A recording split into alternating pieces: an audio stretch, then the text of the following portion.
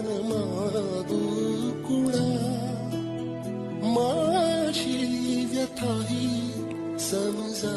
मंत्री महोदय साहेब, तुम्ही पाहू शकता की आताच नुकतीच खळबळाजनक हृदयाला जी झटका मारणारी जी गोष्ट घडली, किती दुःखनीय घटना आहे.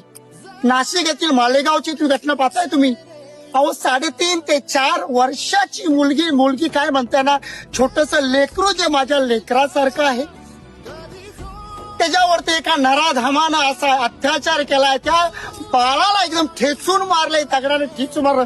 काय त्या बाळाच्या वेदना असतील.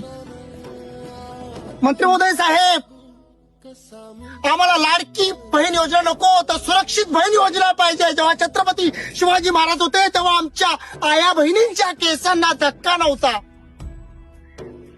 अहो आता बाहेर निघायची भीती आताच्या मुलींना नाही. आम्हाला पण लेकरू आहे मंत्री महोदय साहेब.